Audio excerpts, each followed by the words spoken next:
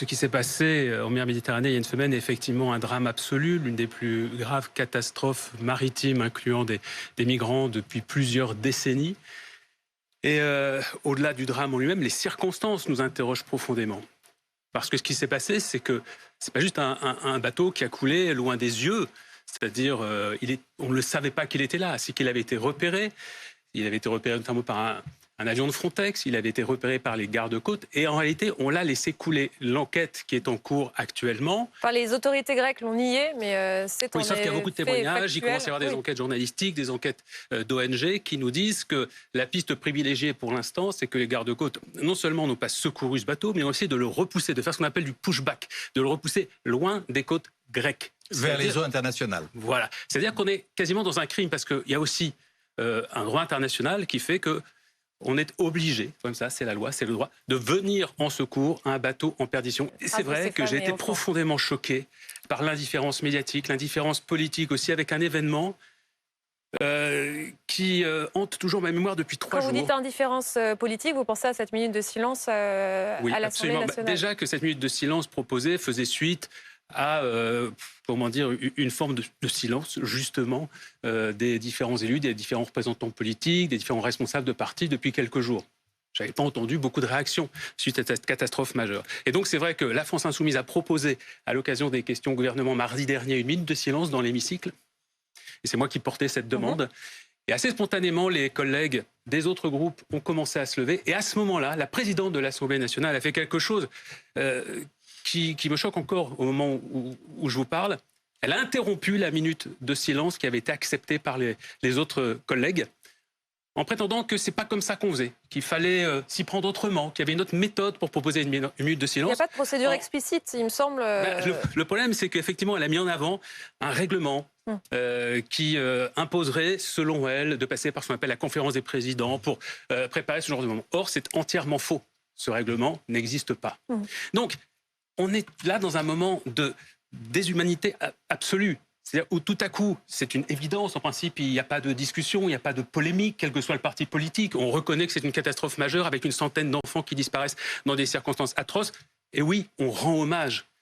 Et donc, dans ce moment-là, qui effectivement aurait dû appeler à de l'émotion, elle réagit comme sur n'importe quel autre happening qui pourrait avoir lieu dans l'hémicycle en se cramponnant à l'idée que ça ne se décrète pas à l'instant T, il faut en discuter avant, l'Assemblée n'est pas un théâtre, alors même que, effectivement, et c'est peut-être là où elle passe à côté de l'appréciation qui peut être faite de sa réponse assez technique, assez techno presque à ce moment-là. Elle est fausse. En tout cas, elle se raccroche à ce qui lui semble sans doute être vrai à ce moment-là. Non, mais il n'y a rien dans le règlement de l'Assemblée nationale qui corrobore les dires de Yael Braun-Pivet. Vous le dites, je ne veux pas l'accuser d'avoir sciemment argué d'un règlement. Mais moi, je l'accuse. Vous l'accusez de mensonge. Mais pas que. Regardez vos collègues de Libération qui ont fait le fact-checking, qui ont dit qu'en effet, il n'y avait aucun élément réglementaire qui lui permettait de faire ceci. Après, sur Yael Braun-Pivet, je pense que là, il y a un peu d'excès de rigidité parce que c'est pas venu d'elle. Je crois que c'est un petit peu parce que c'est sans doute pas venu d'elle et donc elle n'a pas voulu donner le point, j'allais dire, à des opposants sur cette question-là. Elle a déjà autorisé des minutes de silence improvisées, par exemple à Sandrine Rousseau au QAG il y a quelques mois. Ce n'est plus l'histoire la plus importante. Donc, mais en effet, le fait, ce que dit Benoît Jeudi est très juste.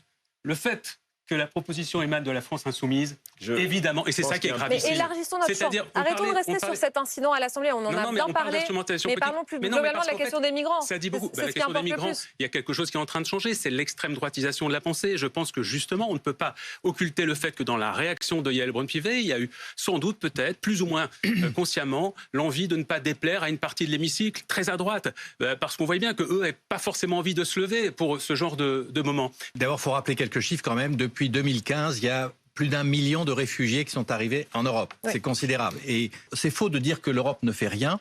L'Europe fait beaucoup, mais elle ne fait pas assez. Juste pour ceux qui nous écoutent, ils peuvent avoir le sentiment qu'on est envahi de migrants. C'est entièrement faux. Il y a eu effectivement des moments de crise, en particulier notamment en raison de la guerre en Syrie. C'est l'Allemagne en Europe qui en a pris d'ailleurs la plus lourde charge. La France n'a quasiment rien fait. Dire que l'Europe fait beaucoup de choses, c'est faux. L'Agence européenne des gardes-frontières, Frontex, est régulièrement mise en cause pour son inaction. Là encore, dans le naufrage de la semaine dernière, pour même des pratiques vraiment extrêmement condamnables. Et puis ensuite, les pays européens n'assument pas d'accueillir ces migrants. Ils se les rejettent, ils n'en veulent pas. La France insoumise veut tous les accueillir, et de l'autre côté, ce ne serait pas du tout les accueillir. Non, la question, c'est que l'humanité... Vous vous souvenez des boat people? Vous vous souvenez des boat people des années 70? Il y avait à ce moment-là des moments de solidarité. On ne se posait pas de questions. On avait des hommes, des femmes, des enfants qui étaient en mer. Ils allaient mourir. Ils quittaient, ils fuyaient des conditions de vie extrêmement dangereuses. Parfois le risque d'être tué là-bas, d'être emprisonné. Attendez, laissez-moi terminer, s'il vous plaît. Bruno Jeudi. Eh bien, à l'époque, il y avait des intellectuels, des politiques qui s'étaient mobilisés dans les années 70 en disant bien évidemment que notre devoir d'humanité, c'est de faire de la place. Et pas beaucoup, un tout petit peu de place pour les accueillir. Et aujourd'hui, ces discussions-là, on ne les a plus. Parce qu'en effet, à cause de l'extrême droitisation de la pensée, la zémoisation, la lepénisation, ça y est, c'est entré dans les têtes de plus en plus de gens que ce sont des gêneurs, ce sont des dangers. Ils n'ont pas la même culture que nous, ils n'ont pas la même couleur de peau. On n'en veut pas. C'est ce qui s'est passé en Italie qui a traumatisé un certain nombre de pays européens. La gauche battue aux élections, post-2019, le gouvernement... Enfin, l'Italie et la France ne subissent pas tout à fait la même situation. Et notamment l'Italie, ce qui a profité à l'extrême droite, c'est le fait que le reste de l'Europe ne prenne pas sa part.